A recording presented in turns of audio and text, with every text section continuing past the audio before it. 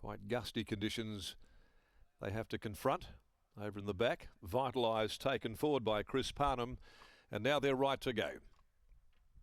Small field, just the 6 running. They're racing. Oh Sophia, probably the first of them away on the inside from AIYZA, who's immediately taken hold of by Watson. Sally Can Wait can stride up there now in front of her. Back on the inside, Domineer, Menina drifting back. Likewise, Vitalise as they settle down. So they complete nearly 300. Oh Sophia fired up in front for Bam Bam Forest and leads the way by a length and a half. Running second, Sally Can Wait. Domineer on the inside, improving to third, just in front of the odds-on favourite AIYZA. Second from last as they wheel off the back, Menina. Trailing those is Vitalised, spotting the leader the best part of a half a dozen lengths. As they work to the side, they've got 700 left to travel. The grey O Sophia calling the shots here in the first. A length and a half on Sally Can Wait in the slipstream. A length and a half off those then is AIYZA, going comfortably on the outside of Domineer. Then came Menina, and still a clear last is Vitalised. They're about to set sail in the first by the 450, and to the corner they come, O Sophia, led by 2, Sally Can Wait. AIYZA third, trailing her. Now starts to make its move. AIYZA lets down here for Watson, getting up on the rails. Domineer followed by Menina. Vitalised with the job in front of her. 2:20 from home. Oh Sophia kicking. AIYZA now starts her run. Here's AIYZA. Vitalises coming from the back with Menina. AIYZA hits the lead down the outside. Vitalise. AIYZA. Vitalise. Menina. AIYZA. Oh, tight. Vitalised dived at AIYZA right on the line. Made it awfully close. Between them is Menina. They beat off Domineer and Oh Sophia, and Sally Can Wait amongst the last of them home. Just about to say the fave, but Vitalised has got a decent old dive at it. If it's got there, and it conceivably may well have, it's been a very good performance by Vitalised. Oh, it's a tighty. Very, very tight finish here to the opening race for the day. Vitalise and AIYZA. Vitalise under the 60, giving AIYZA 4 and a head start. Who prevails? It is desperately close. So close to a dead heat between them. And between them was Menina in third spot. Domineer back fourth, the pacemaker wilting late, Oh Sophia, as we stand by for the declaration of the numbers. What a close game. Cameraman switching from AIYZA to Vitalise as they prepare to come back. And the judge having a sustained look at this Photo Links image in the judging box directly next door. And the margin, if there is one at all, will be as skinny as it gets.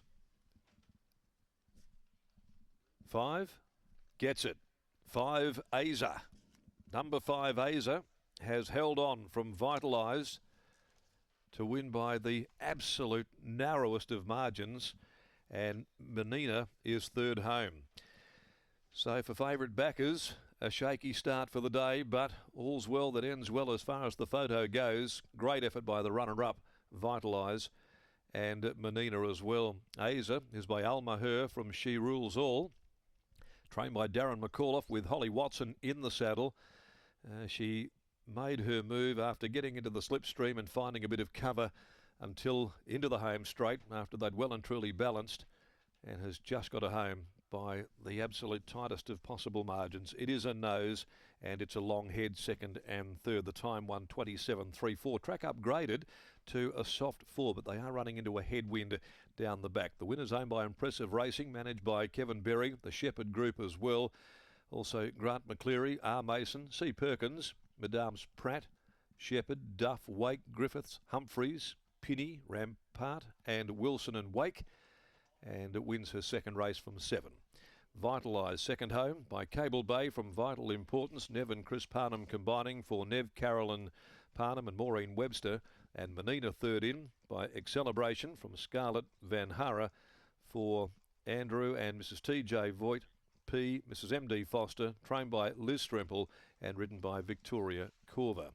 So a tidy to start the day. Race 2, 7 Costa's Crown, 9 Amber Glider, the scratching, 7-9 out of race number 2. That event jumps at 1:49 And here's Britt downstairs joining us as the judges put away their magnifying glass after finding there was a margin between this pair right on the line. Yeah, wasn't much in it at all, was there? Darren McAuliffe joins me now. Darren on the line, what did you think? No, I definitely thought Neville would beat me. Yeah, sat there and watched it with him and I called it. I said, yeah, you've got me, and yeah, put the reverse smock on him. I was about to say, Emma actually did the same thing. She walked out and said, nope, they've got us. But luckily for you, the number comes up in the frame. You were just saying off air, well, I thought she'd do a little bit easier than that, particularly as a short price favourite. Yeah, she's just on the wrong leg the entire way, and they sort of dawdled, and she sort of was pretty keen.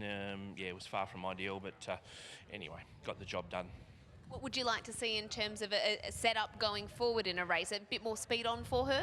Oh, certainly, but that's what happens with those small fields. You know, we were probably mapped as the leader, and we certainly didn't want to lead. I thought she stargazed last start, and you know, and got run down. So yeah, probably better off to take a bit of cover. But yeah, she's just she travels a bit too strongly for that. You just need a bit more genuine tempo. In race 7, you have recalled. Can you make it a double?